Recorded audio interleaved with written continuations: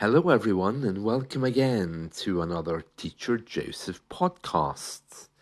Today, we're talking about resetting and moving forward. And what I mean by that is that every so often we need a little bit of a spring clean. Now, it's not spring at the time I'm recording this, it's actually midwinter, but the same rule applies. Out with the old and in with the new, as the English proverb says. It's very important that every so often, and when the seasons change, that's a very good time, to review how you study, what you study with, and the space within which you study. Now, as an example, those of you who know me, you know that I'm learning Spanish and Persian. So the kind of habits that I have in reviewing both those languages need constant reviewing. First of all, there's the time in which I can study. My family come and go at different times of the day and night, so I want to make sure that I'm studying at a time that's quiet. I also have to mix my studying with my teaching practice on Italki. So that means that I have to kind of squeeze in learning here and there. Fundamentally, you want to have a routine, of course. So let's say, for example, you get up at 3 a.m. in the morning, or more realistically, 6 a.m. or 7 a.m. And at that time, you have 1 hour to study. So that's fine. So when you first start studying, you may have tools like Quizlet. You may have Anki to build a vocabulary list. You may be reading through certain novels to try to pick up English words. Perhaps you have within an hour the hour split into 4 parts for reading, writing, speaking, and listening. That's all fine. But as you move forward, you should be constantly reviewing your learning to see what's changed. One thing you can look at is your own timetable.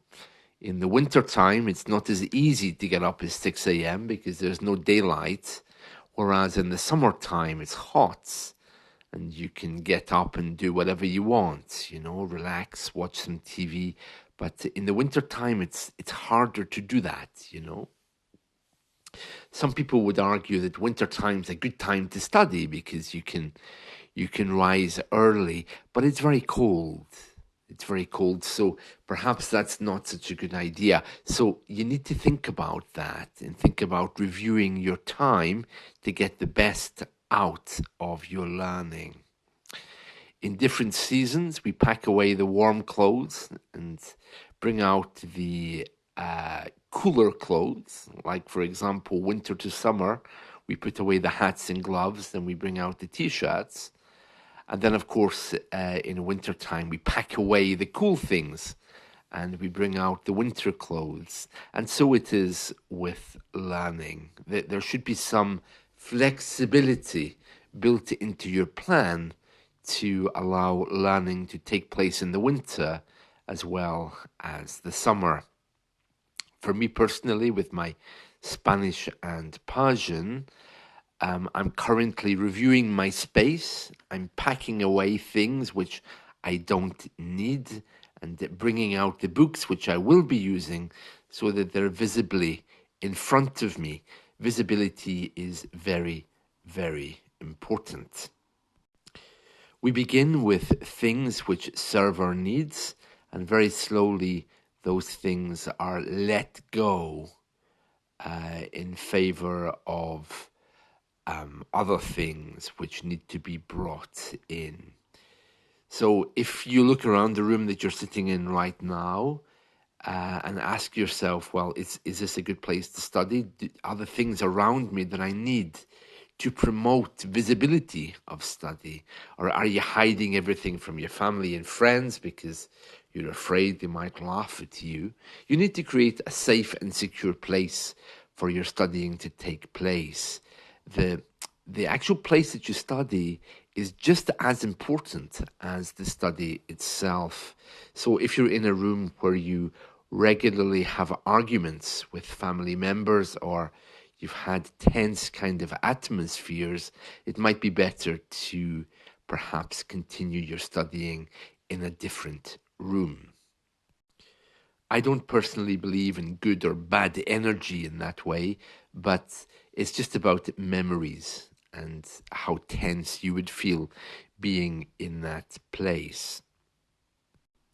Another thing that you want to review at this time of year is your material. So you've got a big pile of books on your desk. How many of them are you actually using? How many of them are simply there for reference and you haven't looked at them in a while, like a dictionary or a grammar book? These things also need review. Note paper and books or screen stuff, you can review that as well. But it is very good now and again to reset your priorities and try to match that with your physical space and what's in it, and especially to take away the clutter. Nobody likes clutter. Nobody likes it when things are simply lying around, you know. And although that sounds fine in a family setting, it can very much upset your learning. So if you're looking through, for example, you're learning books, and in between them you find some gloves, a scarf, some things from the table, such as water or pens lying around, or a computer from the work you were doing yesterday, a disinfectant for cleaning the table. These things are a little bit cluttered, so just move them away and make sure you have a clean desk to work, and then you'll find it's much easier, you know. So you're only using the books you need. You only have things on the desk that you need. If you're sharing that desk with somebody else, or if it's the dining room desk, make sure there's nothing else on it except maybe some water for you to drink. Lots of pens and pencils as well. You know, visibility gives our brains a message, and that is that we're opening up to the idea of study. And I've mentioned this phrase "opening up" many times before. When we use affirmations, when we buy grammar books, when we book an English lesson, we're simply opening ourselves up to the idea of something else coming in. And that's the point. So even if you get nothing out of an English lesson, you're open to the idea of it happening. And this is very, very important, because you have to be in the right frame of mind to study or an English lesson. For me personally, I have a neighbor who stomps on the ceiling above me. It's not a big problem. I mean, in fairness, she doesn't make a lot of noise in the evenings, usually. So there's no reason for me to be concerned. But the way that she moves makes me feel tense, because I sense that she's angry or aggressive, because the way that she moves is quite fast and quite upsetting for me. But having said all of that, you know, these issues like neighbors and everything else, these are our perceptions of what we think. Why do we carry that? I don't know. If she is angry, it's her problem, not mine. And it shouldn't trouble me. But when you're trying to study, these are the kind of things that you need to put up with. So for me personally, when I hear things like that, noises in the walls or in the roof above me, I get a little bit tense, you know, and it puts me off a little bit. But these are the things that you need to be looking at, you know.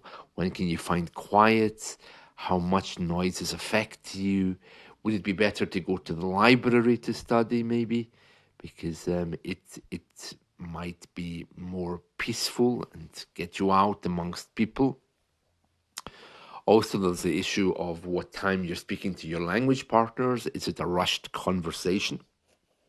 before you rush off to work. So there's a lot to think about, but I would like you to take this opportunity as we change seasons to just consider the idea that you need to reset and reevaluate how you spend your study time.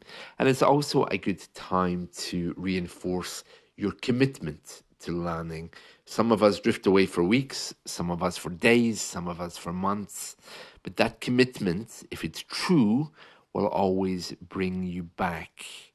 And it's really very important to constantly review that, because if you don't have a solid foundation for learning, then you're not going to get very far. So I'm telling you all of this just to review a little bit how you study, what your day looks like, who you're talking to, what your priorities are.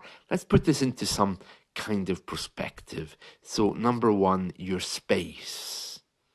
Just review your space and how you study in it and how you could utilize that. That's very important, especially in a noisy house or if you're having issues with neighbors or people. Number two, what you do in your period of study.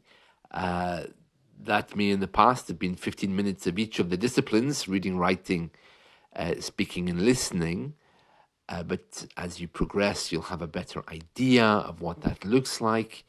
And of course, number three, a revaluation of your priorities, remembering to write down why you're learning English, and maybe some affirmations, as we spoke about yesterday in our podcast.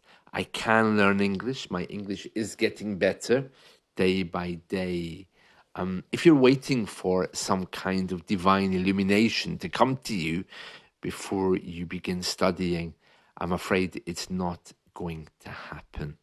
So, to begin with something simple in English like Duolingo would be a good place to start. And even if you've done it before, might be worth going over it again.